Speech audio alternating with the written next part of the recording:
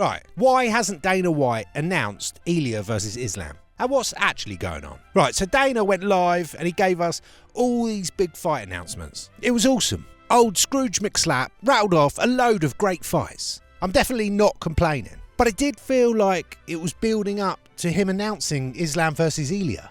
And when he didn't, as amazing as all those fights were, it seemed like something was missing that should have been there. And I'm not alone. Everyone seemed to think it. This has led to a load of theories out there about why he didn't make that matchup.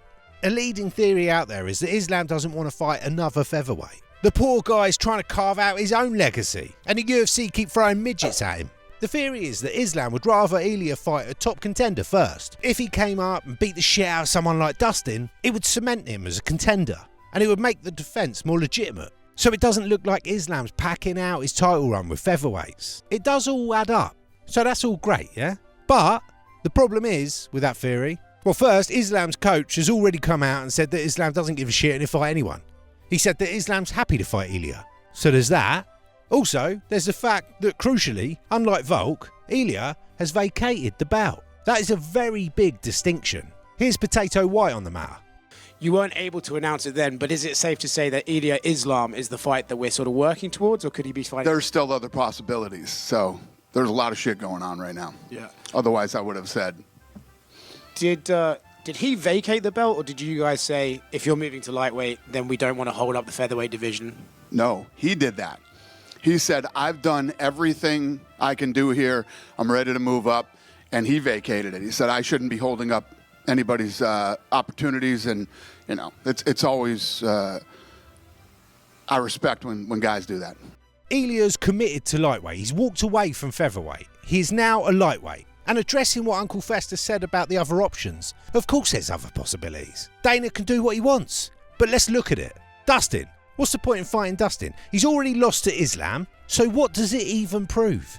That would be a weaker argument than Bryce Mitchell's fucking helicopter diagram. Dustin is openly saying that it's his retirement fight. So that's just Dustin trying to steal some hype on his way out the door. That fight does nothing for Ilia, and it does nothing for the Islam matchup. Then there's Arman.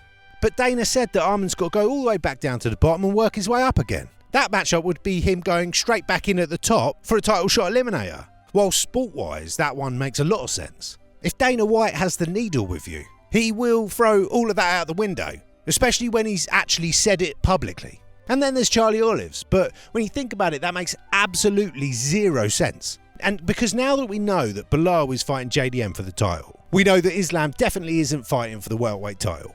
So Islam only has two fucking options, Charles or Ilia. So what's the point in them two fighting each other? That just delays Islam from being able to fight for no good reason, and it takes away his next logical, solid contender. Islam versus Ilia is the only fight to make. The UFC can't miss this moment. Look at what happened with Dricus and Izzy. After that racially charged face-off in the cage, and all the comments flying around in the press conferences and interviews, that fight was hotter than a Tracy Cortez weigh-in. If that fight happened when it should have, I truly believe that it would have been one of the biggest fights in UFC history.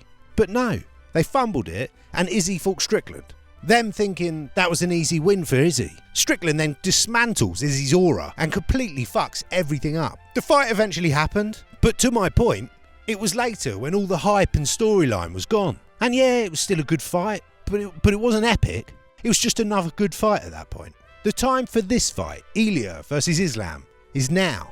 Plainly, this is the biggest fight right now for both of them. Isn't this Dana's fucking language? The biggest fight, the most money, the most fan excitement. The UFC's a business, a money-hungry business at that. Surely they can see this. And as for why Dana didn't announce it then, come on. He can't announce the whole fucking year, can he? He gave us some absolute bangers.